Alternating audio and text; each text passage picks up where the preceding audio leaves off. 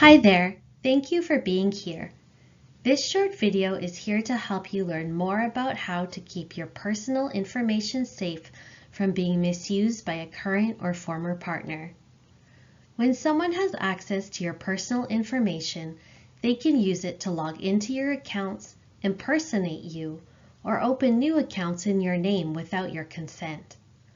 If this is happening to you, it can feel really overwhelming, but you're not alone, and there are steps you can take to feel more in control and safer. This video was made possible with the support from the Canadian Internet Registration Authority's NetGood program. We're grateful they helped us fund this important work. Before we begin, Women's Shelters Canada acknowledges that our office is located on the traditional unceded territory of the Algonquin Anishinaabe people, also known as Ottawa. As we talk about digital safety, we also reflect on how our use of technology is still connected to the land. The servers, wires, and devices we rely on are built from resources extracted from the earth, often on stolen Indigenous land. Through our Tech Safety Canada project, we are committed to ongoing reflection and action to address these injustices. This video will talk about ways to protect your personal information. If you're watching this with a support worker or friend, that's great. You can pause this video at any time. You can talk about what's coming up or just listen quietly. You're the expert in your own experience. There's no right or wrong way to feel. Let's start by talking about what personal information is and how it can be misused. Personal information is anything that someone could use to access your accounts or pretend to be you. Sometimes sharing this info seems harmless, like using your birthday in your email address or saving your passwords in your browser. But if someone is using your personal information to control, monitor, or impersonate you, that's not okay. This kind of misuse can make it harder to leave, find safety, or regain control of your life and finances. Here are some examples. Your partner uses your name, address, or other info to open a bank account or loan in your name. They use your password to log into your accounts to check your balance or move your money. They use information such as your birth date or elementary school name to answer your security questions and reset your password to an account, locking you out. They could use your details to find your new address or contact you after you've changed your phone number. So what counts as personal information? It really is everything. Your full name, your home address, your phone number, your email. It could be your birthday, where you go to school or work, social media usernames like Jess2000, which might show your name and your birth year. Bank or credit card details, your passwords or PIN numbers, and your social insurance number. If this kind of information is being misused, it can feel frustrating, scary, or confusing. But here's something to remember. Everyone deserves to have control over their own personal information, and there are ways to protect it.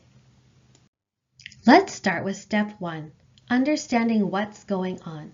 It can feel like a lot, but learning what's happening can help you figure out what to do next. Ask yourself a few questions. Does your partner know your personal information or your children's? Do you have access to your own accounts and documents? Or has someone taken or hidden them? Has your partner used your name to open accounts or access your finances? Do they know your passwords, your PIN numbers, or security answers? If you are in immediate danger, call 911 or the number for the police in your community, or inform your support worker right away. You can pause here to talk to someone you trust or take a quiet moment to think. Knowing how your information is being misused helps you figure out what steps are safest and most helpful. Step 2 is about understanding what you want. Take a breath. This part is all about your needs, your goals, and what feels right to you. Instead of jumping to solutions, ask yourself, what feels the most important to me right now? Do I want to change my passwords, reset my security questions, or open new accounts? Do I want to involve my bank? Do I want to involve police, or not right now? Do I want to keep a record just in case I want to act later? Pause here if you need to. Talk with a support worker or just sit quietly with these questions. There's no one right answer. What matters is what feels safest for you. Step 3 is about choosing strategies that match your goals. Now that you've thought about what you want, you can identify the best strategy or steps to take to achieve that goal. We'll walk you through a few options together. If you're worried about losing access to your accounts or documents, try to gather key information like ID, health cards, and financial information. Make copies and store them somewhere safe or give them to someone you trust. If something's missing, you can try to request a replacement when it's safe to do so.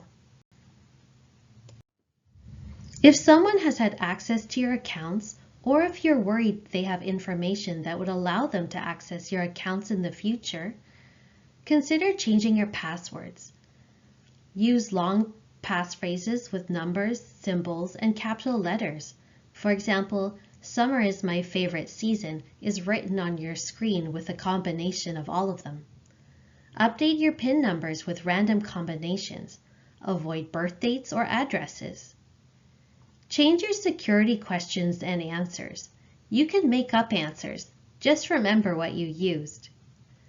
Don't save passwords on your phone or computer unless you're sure these devices are not being monitored. Remember, only lock your ex out of accounts or change your passwords if it's safe to do so.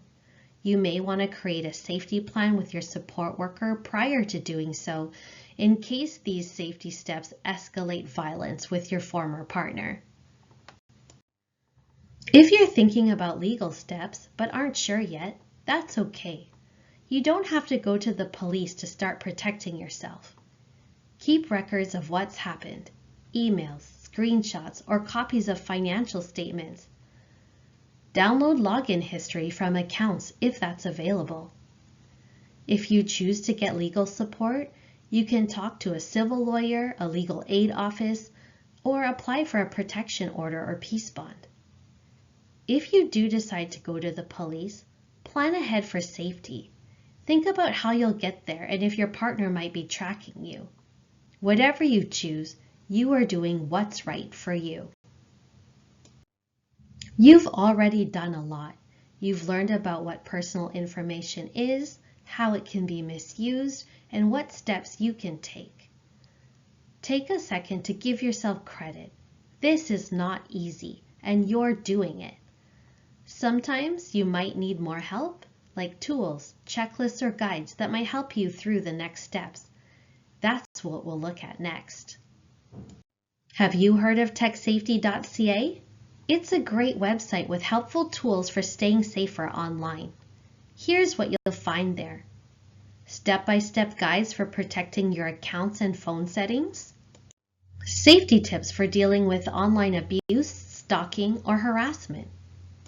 Simple checklist to make your devices and accounts more private. Tips on how to safely collect evidence.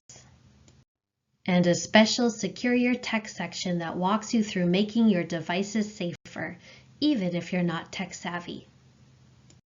You don't have to do everything all at once.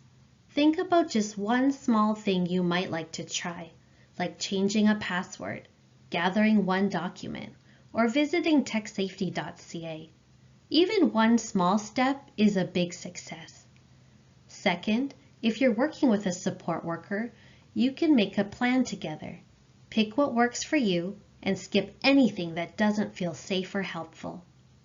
And third, it's always okay to ask for help. There are people, websites, and tools ready to support you. You are not alone. Thank you for watching this video, and for being brave enough to learn about keeping your information safe. This can feel like a heavy topic, but it also gives you power over your safety. You are strong, and you have choices, and you deserve to feel safe online and everywhere. If you need a refresher, visit techsafety.ca, ask a support worker for help, and just take it one step at a time. You've already taken a big step today, and that's something to be proud of. Thanks again for being here, and take good care.